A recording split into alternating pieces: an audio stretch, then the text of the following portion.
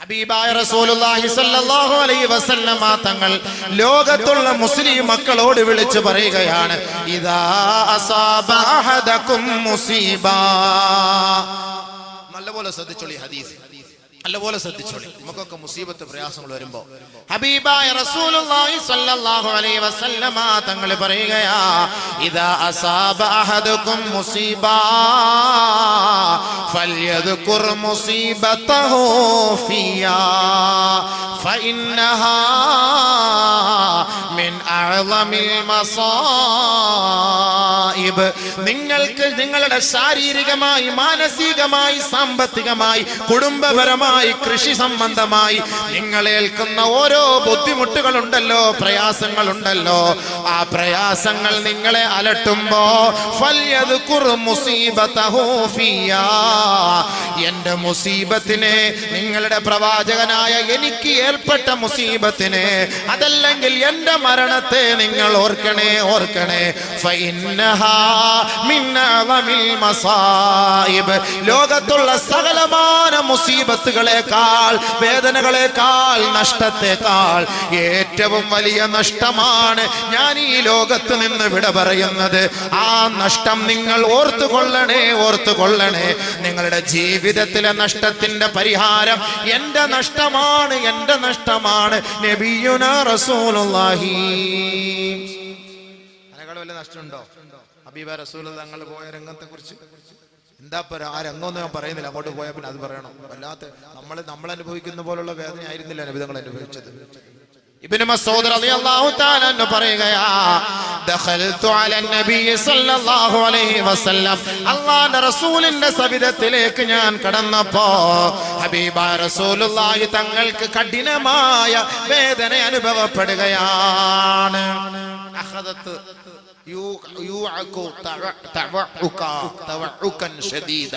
വല്ലാത്ത വേദനയുടെ തുടക്കം, വല്ലാത്ത ബുദ്ധിമുട്ടിന്റെ പ്രയാസത്തിന്റെ തുടക്കം. ഞാൻ അല്ലാഹുവിന്റെ റസൂലിന്റെ സവിധത്തിലേക്ക് പോയിട്ട് ഫമസസ്തുഹു, നബിയെ ഞാനൊന്ന് തൊട്ടുപോയി. ബുദ്ധിമുട്ടും പ്രയാസവും രോഗവും അനുഭവിച്ചു കിടക്കുന്നവരെ നമ്മളൊന്ന് തൊടാൻ പോകുമ്പോ വല്ലാത്ത വേദനയാണ് എന്ന് പറഞ്ഞു. ഒരു സമാധാനത്തിന് വേണ്ടി, ഒരു സാന്ത്വനത്തിന് വേണ്ടി ഒന്ന് കൈകൊണ്ടൊന്ന് തടവുന്നത് പോലെ ഞാൻ അല്ലാഹുവിന്റെ റസൂലിന്റെ ശരീരത്തിൽ ഒന്ന് മെല്ലെ ഒന്ന് തടവിക്കൊടുത്തു. ഫമസസ്തുഹു, എന്നിട്ട് ഞാൻ പറഞ്ഞു, ഖുൽതു, നബിയേ അങ്ങ് വല്ലാത്ത വേദനയല്ലേ അനുഭവിക്കുന്നത് ഹബീബേ? ഹബീബായ റസൂലുള്ളാഹി തങ്ങൾ പറഞ്ഞു, ഇന്നി ഊഅകൂ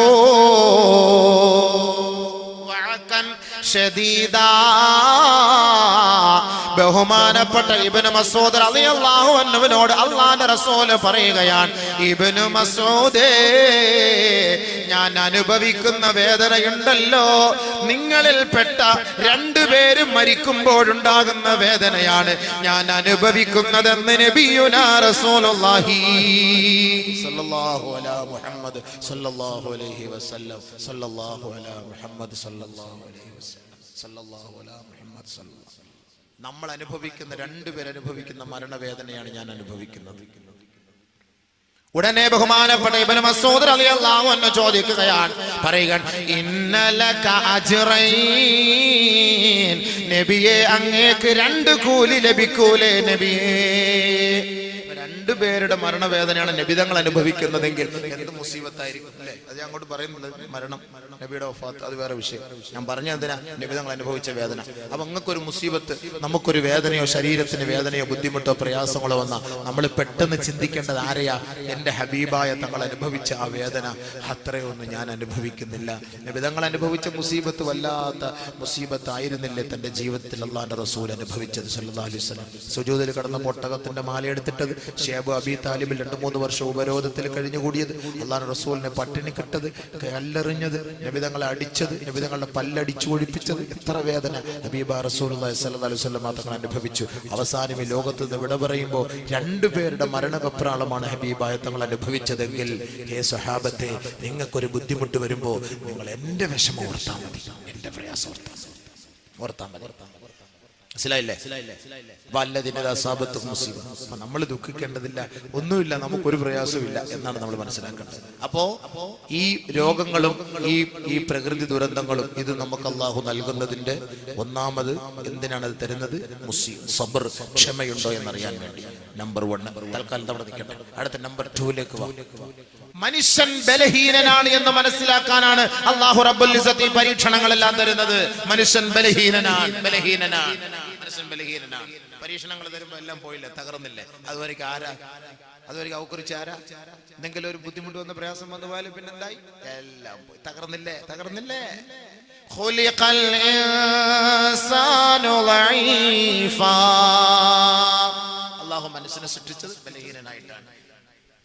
അല്ലാഹു അല്ലദീ ഖലഖകും മിൻ ളഅഫിൻ ثم جعل من بعد ضعف قوة ثم جعل من بعد قوة ضعفا وشيبا. മനുഷ്യനെ അല്ലാഹു സൃഷ്ടിച്ചത് 2 ബലഹീനതകളുടെ ഇടയിലാണ്. ഈ 2 ബലഹീനതയുടെ ഇടയിൽ കിടന്ന് അഹങ്കരിക്കല്ലേ മനുഷ്യ, അഹങ്കരിക്കല്ലേ. അങ്ങനെ നീ അഹങ്കരിക്കുമ്പോ അല്ലാഹുവിന്റെ പരീക്ഷണമാണ് നിന്നിലേക്ക് ഇറക്കുക.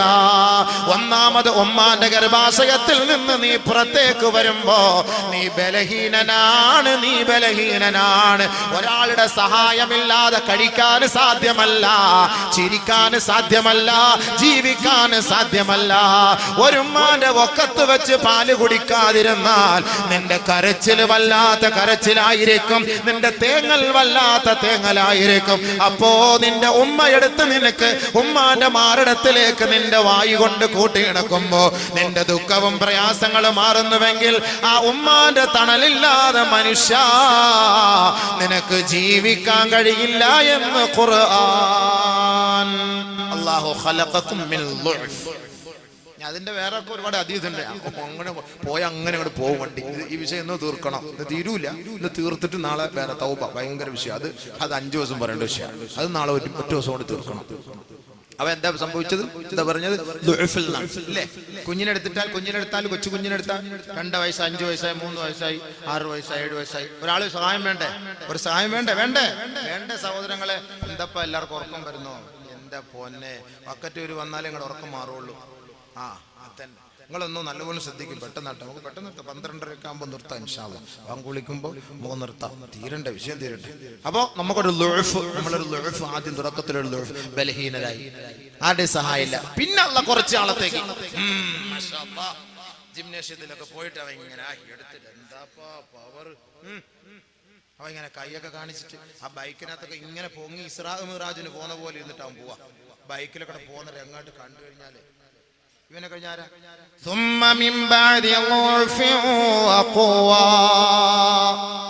അവൻ അല്ലാഹു കുറച്ച് ശക്തി കൊടുത്തു, കുറച്ച് നല്ല ആരോഗ്യം കൊടുത്തപ്പോഴാണ് ഈ ചങ്ങാതി എല്ലാം മറന്നു പോകുന്നത്.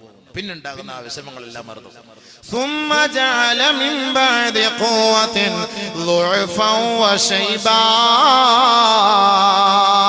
പിന്നീട് അല്ലാഹു നമുക്ക് നൽകുന്നത് 2 ഘട്ടങ്ങളാണ്. ആദ്യത്തെയും രണ്ടാമത്തെയും ഘട്ടം കഴിഞ്ഞ് 3ാമത്തെ ഘട്ടമാണ്. 1 അവൻ ബലഹീനനായി പോകുന്നു, 2 അവൻ അശക്തനായി വയസ്സനായി നരച്ചു പോകുന്നു. നേരത്തെ കുഞ്ഞായിരുന്നു, എല്ലാരും എടുത്തു ഒരു ചുംബനം കൊടുക്കും, ഒരു ഉമ്മ, ഒരു സന്തോഷം. ലാസ്റ്റ് ഘട്ടം എത്തിയപ്പോഴെന്താ? 1ാമത് നരച്ച് വടി വേണം, ആരെല്ലാം പിടിച്ചോണ്ട് പോകണം.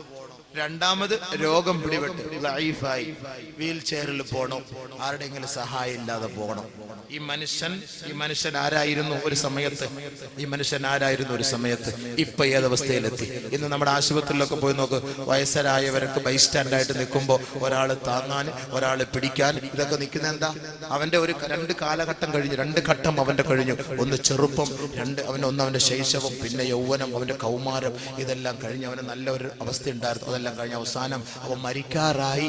അവൻ അവസാന ഘട്ടത്തിലെത്തിയപ്പോൾ അവന് മറ്റുള്ളവരുടെ സഹായം വേണം. ആദ്യത്തേത് പോലെ തന്നെ ആദ്യം ഉമ്മ മാത്രം മതിയായിരുന്നു. ഇപ്പൊ ഉമ്മ മാത്രം പോരാ, ഇപ്പൊ 2 പേര് വേണം, 3 പേര് വേണം.